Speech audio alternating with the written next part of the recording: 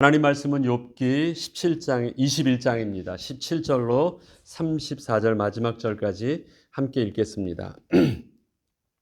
악인의 등불이 꺼짐과 재앙이 그들에게 닥침과 하나님이 진노하사 그들을 곤고하게 하심이 몇 번인가. 그들이 바람 앞에 검불같이 폭풍에 날려가는 겨같이 되었도다. 하나님은 그의 죄악을 그의 자손들을 위하여 쌓아두시며 그에게 갚으실 것을 알게 하시기를 원하노라.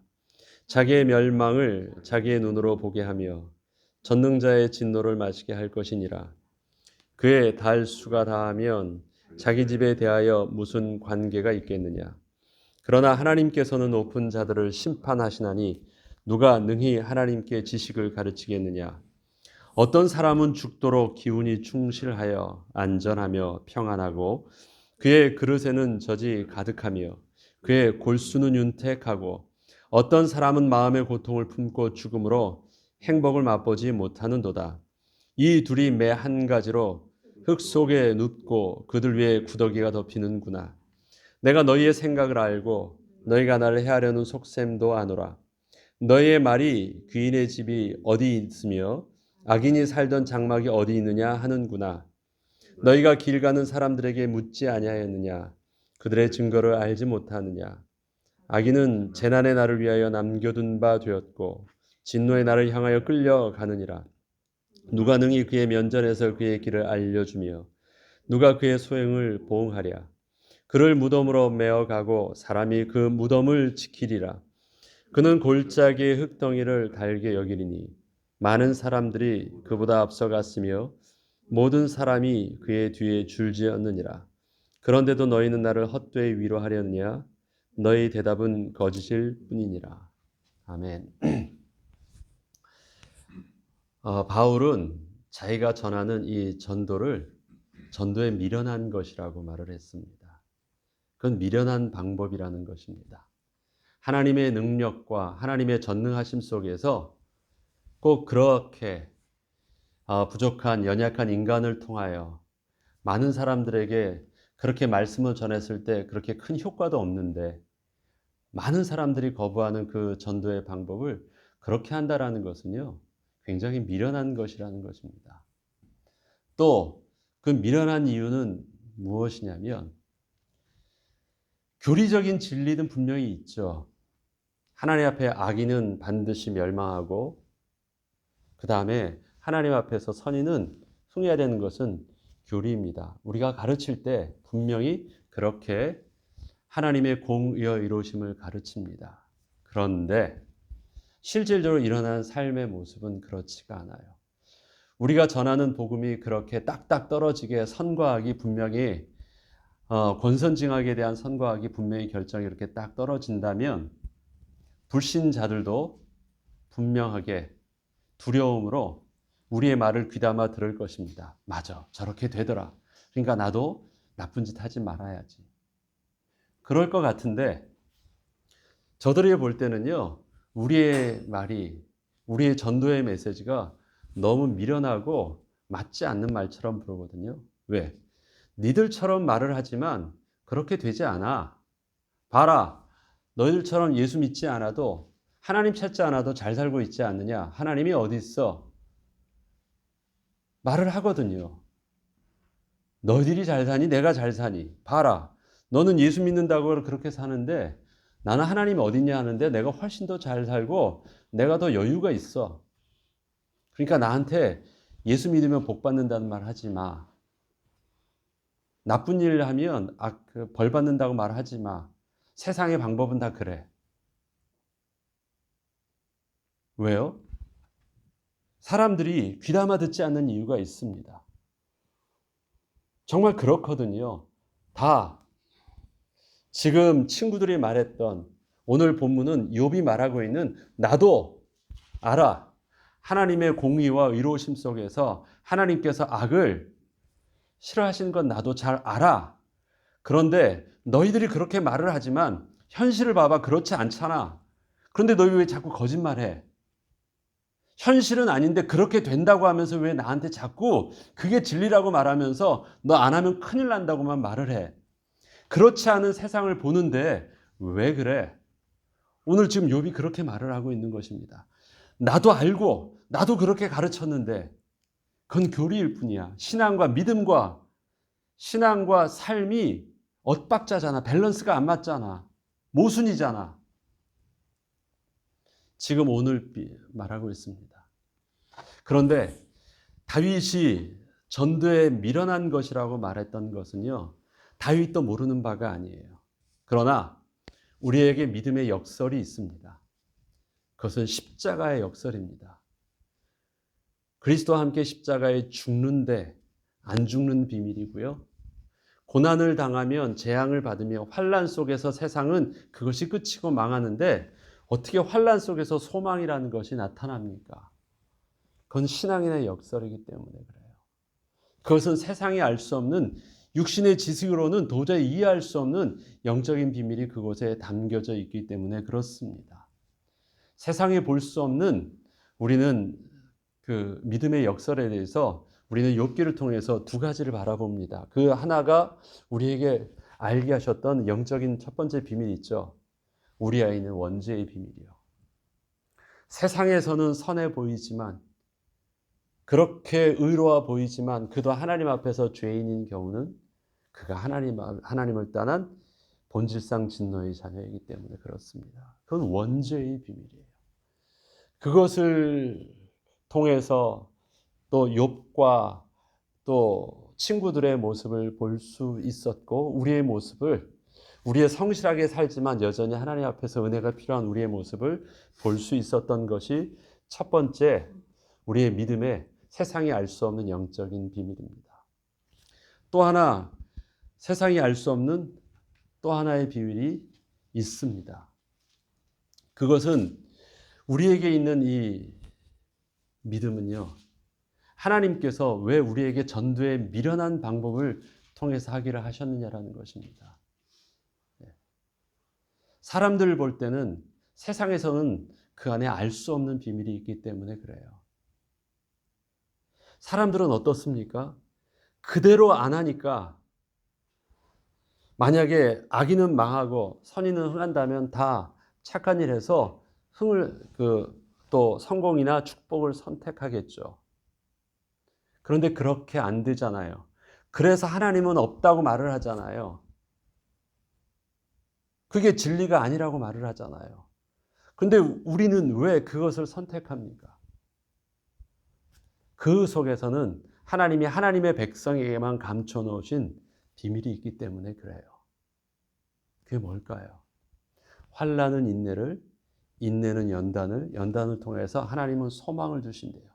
세상의 환난은 무엇이에요? 환난은 끝난 거야. 해서 세상의 환난은 절망을 주는데 어떻게 하나님의 백성에게 있어서 환난은요 그와 반대되는 소망을 일어날까요? 이것을 세상은 알지 못해요. 그래서 환난이 일어나면 그건 잘못된 것이고 그거는 운이 나쁜 것이고 그 나쁜 것이라고 말을 해요. 근데 하나님은 그러한 우리의 모습을요 허락하여 주신 것이에요. 이 역설이에요. 그것은 인생의 삶에 그렇습니다. 우리가 이 땅에서 환난이 일어나는 목적을요.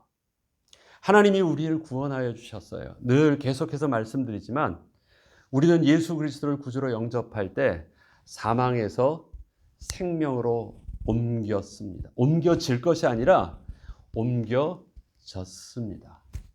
그래서 저와 여러분의 지금 일어나고 있는 우리의 생명, 우리의 영혼은 하나님 앞에 나아갈 그 생명입니다. 생명은요. 근데 하나님께서는요, 하나님의 미련한 방법은 어떻게 하냐면요, 우리를 곧장 하나님께 나아가지 않게 하시고요, 우리의 이 생명을 이 땅에서 유한적인 육신 안에서의 삶을 살도록 하나님께서는 삶에 하나님의 섭리를 이끄셨어요. 그래서 그 생명을 하나님께서 그리스도 안에서 새로운 피조물 되게 하셨던 새 생명을 어디다 담아 놓으셨냐면요. 죄로 부패한 육신 안에 담아 놓으신 거예요. 그래서 내 영혼의 모습과 육신의 말씀이, 부패된 육신이 갈등할 수밖에 없는 하나님이 우리의 실존을 이 땅에 담아 놓으신 거예요. 구원받은 자가 죄로 오염된 육신 안에서 죄와 싸울 수밖에 없는 실존으로 이 땅에서 살게 하신 거예요.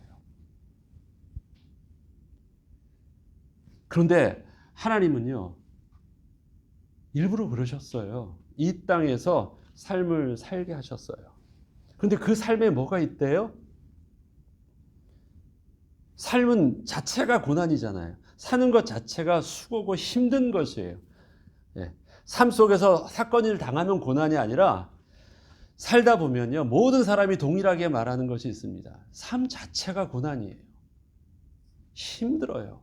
매일 먹는 거, 매일 병 날까봐, 매일 뭐 할까봐 하루하루 삶 자체가 늘 생존을 위해서 싸우지 않으면 그냥 고난의 삶이에요. 삶 자체가. 그런데 하나님은 왜 허락하셨을까요? 그 고난 속에서 하나님은 소망의 열매를 맺게 하시겠대요. 그 속에서 너희들이 잃어버렸던 하나님의 영원한 하나님 나라의 비밀들을 가르쳐 주시겠대요. 그리고 그 삶을 통해서 하나님의 영원한 비밀이 무엇인지 너희들이 하나님의 메시지가 되게 해주시겠대요. 그래서 하나님의 예비된 하나님의 생명들을 다 한 사람도 놓치지 않고 하나님은 다 하나님께서 이끄시려고 하나님께서는 이 땅의 삶 속에서 하나님의 마지막 때를 두고 지금도 기다리시면서 우리에게 은혜를 베풀어 주시겠대요. 그저께도 말씀드렸지만 천국은 알곡을 뿌린 주인의 마음이라고 했잖아요.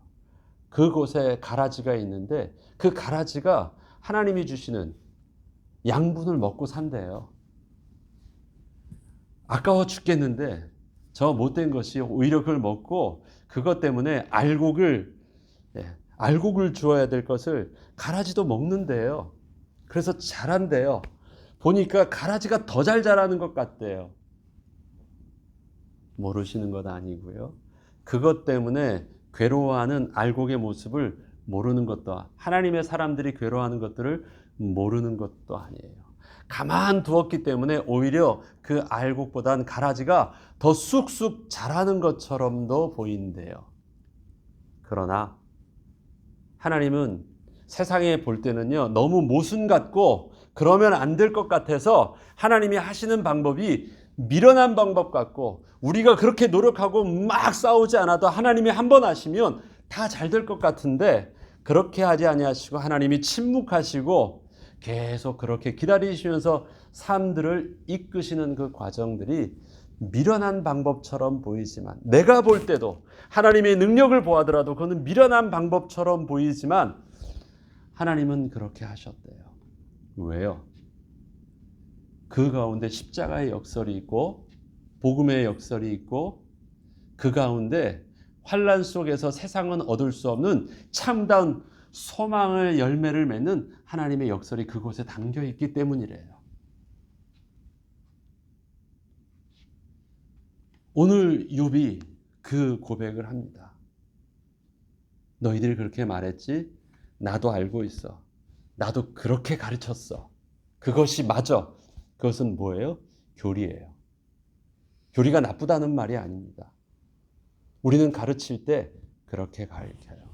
이럴 수도 있고 저럴 수도 있고 그렇게 가르치나요? 그렇지 않아요. 우리가 자녀들에게 신앙을 가르치고 도덕적인 것을 가르치고 옳음을 가르칠 때는요, 너 그렇게 하면 하나님이 기뻐하지 않으셔. 너 그러면 그것에 대해서 반드시 결과가, 하나님은 그것에 대해서 분명히 갚으실 거야. 가르치죠. 가르칠 때 너 그렇게 하면 하나님이 매를 댈 수도 있고 안 댈 수도 있어. 그렇게 안 가르쳐요. 그것을 당하는 사람에게 말하는 것은 저주를 퍼붓는 것이지만 가르칠 때는 우리가 그게 틀린 말 아니에요. 가르쳐요. 교리는 그렇습니다. 진리는 그런 거예요. 가르쳐요. 그런데 그렇게 되지 아니하는 현실의 모습 속에서 하나님이 더 이끄시는 하나님의 섭리들을 우리는 또 알고 있어요. 우리는 하나님의 주시는 하나님의 진리의 말씀들을 믿고 그렇게 순종을 합니다. 그러나 우리의 죄로 오염된 육신은요, 그렇게 하지 못하는 연약함이 있어요. 그게 우리의 한계예요. 그것을 하나님은 때로는 그냥 바라보시면서 실수들을 봅니다. 세상이 망하는 것은요, 하나님이 매를 들으셔서 때리시려는 것보다 하나님이 어떻게 하시는 것이냐면 하나님이 가만두시는 거예요. 그걸 육이라고 해요. 버리시는 거예요. 우리가 왜 고통스럽습니까? 하나님이 가만 안 두셔서 고통스러운 거예요. 내가 원하는 대로 가려고 하는데 하나님이 가지 못하게 하셔서 고통스러운 거예요. 세상이 왜 평안하고 즐거워 보입니까? 자기 마음대로 가만두었거든요. 그럼 뭐가 선한 길입니까? 엄마는 나만 괴롭히는 것 같고요. 다른 엄마보다 우리 엄마는 왜 자꾸 나한테 못하게 하느냐고 그래요. 왜 이렇게 잔소리가 많느냐고 그래요. 그렇죠. 그 길을 아니까. 우리는 다 양 같아서 그릇해 가요. 각기 제 길로 갔거든. 여호와께서는 우리의 죄악을 다 그에게 담당시켰어요. 우리는 가만두면 원래 삐뚤어진 걸로 해서 그냥 망하는 존재예요. 세상을 하나님은요, 망하게 하시는 게 아니에요. 어떻게 해요? 그의 존재의 운명 속에서 그냥 가만두시는 거예요. 우린 가만두지 않으셨어요. 왜? 절대 양보치 않으시니까. 절대 놓치지 않으셔야 되니까. 한 영혼도 내 백성을 하나님은 절대 포기하지 않으시니까 가만두지 않으세요. 그래서 자꾸 어떻게 돼요? 나의 죄된 본성들을 자꾸 거슬리는 갈등들을 하게 하세요. 나의 본성을 거스리는 거예요. 죄로 오염된 그 본성. 본래 재창조된 하나님의 새로운 피조물의 본성이 아니라 하나님을 떠난 인간의 부패된 그 죄로 오염된 그 본성이 그들에게요. 너희는 너희 아비 마귀에서 났더라. 예. 제 것을 말하는데 무엇을 말해요? 거짓을 말해요. 제 것을 말하는 것이 거짓이에요. 내 속에 있는 굉장히 속에 있는 진실과 오름을 통해서 딱 했는데 그것이 뭐예요? 자기 속에 꺼낸 그 솔직한 진실이 말은 진실되게 말하는데 진실되게 말하는 그 내용은 거짓이에요. 그래서 자기는 속아요. 진실되게 말하고 있으니까. 마치 이런 거 아니겠습니까? 바닷개가 딱 보고 나서 걔 아빠가 아들한테 너 왜 자꾸 삐뚤어 걸어? 보니까 삐뚤어 걷고 있거든요. 똑바로 앞으로 걸어. 어떻게? 야, 인마, 내가 걸을 테니까 나 따라해. 똑바로 해야 하는데, 자, 날 봐 했는데 어떻게 걷고 있어요? 삐뚤어 걷고 있어요. 자기는 그게 바른 줄 알았거든요. 자기 눈에는 보이는데 그것이 자기가 걷는 것인지 몰라요. 그래서 남은 삐뚤어진 것을 판단할 수 있는데 자기가 하는 것은 몰라요. 왜? 그게 옳은 자연스러운 것이니까. 하나님은 우리를 자연스럽게 두지 않으셨습니다. 그것을 사람들을 볼 때는 환난처럼 보이고 그것이 사람들을 볼 때는요 굉장히 어리석고 아무것도 못하고 꼼짝도 못해서 잡혀있는 것처럼 보이지만 우리는 그것을 뭐라고 합니까? 하나님을 경외함 속에서 하나님이 우리에게 주신 그게 은혜라고 고백해요. 그리고 하나님은 가르쳐 주십니다. 너 환난처럼 보이지? 아니야.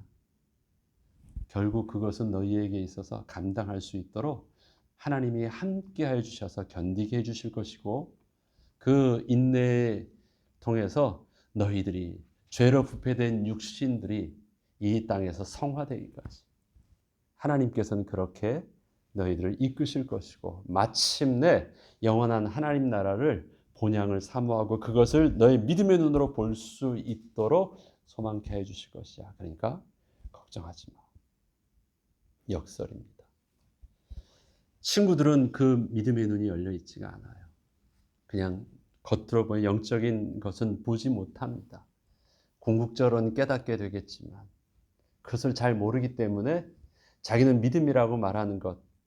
그래서 자기도 알지만 자기를 속이고 자기 스스로 자기를 속이면서 그것이 옳지 않느냐 하면서 계속해서 욥에게 그렇게 강요하고 있는 것입니다. 사실은 오늘 본문을 보니까 너희들도 오늘 본문을 이렇게 말하잖아요. 34절 마지막에 이렇게 말하느냐. 그런데도 너희는 나를 헛되이 위로하려느냐? 너희 대답은 거짓일 뿐이냐. 그 앞에 보면 내용이 그거예요. 너희들 악인이 꼭 망하는 거 봤느냐? 그렇지 않잖아. 어떤 사람은 죽도록 기운이 충실하며 안전하며 평안히 거하잖아. 그의 그릇에는 젖이 가득하고 그의 골수는 윤택하고 그렇잖아. 너희들 봤잖아. 그런데 그런 사람들은 너희들이 모른 척하고 마치 망한다고 스스로가 모른 척하고 왜 나한테 악인은 무조건 망한다고만 얘기해? 왜 거짓말을 얘기해?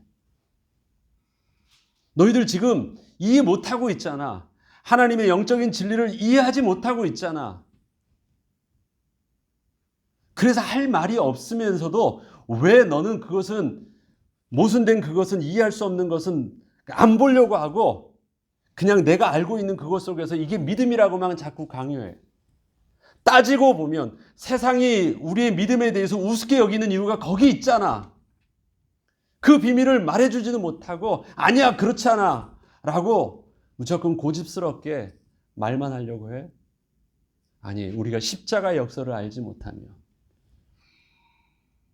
우리의 원죄의 비밀을 알지 못하며 환난 속에서 소망을 주시는 하나님의 생명의 비밀들을 더 크신 하나님의 섭리를 알지 못하면 우리는 어떻게 해요? 자기 고집 속에서 사는 거예요. 아니야 그래도 내가 오라.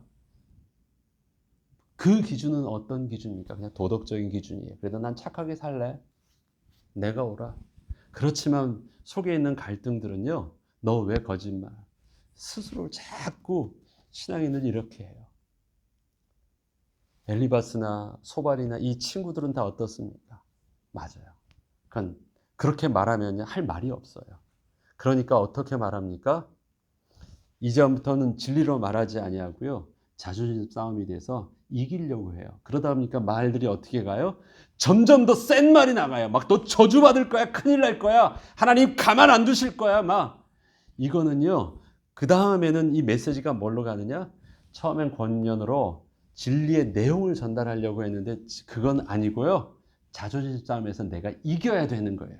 그래서 점점 말이 어떻게 해요? 세져요. 뭘 자기를 감추려고 하니까 아닌 것을. 그런데 욥은요.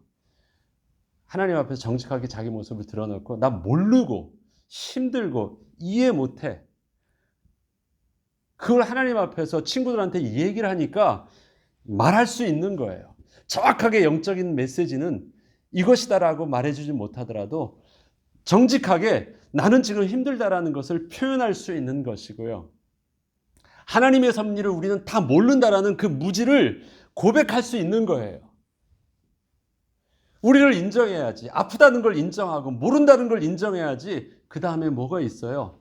하나님의 은혜가, 하나님의 도우심이, 하나님의 계시하심이 있을 거 아니에요.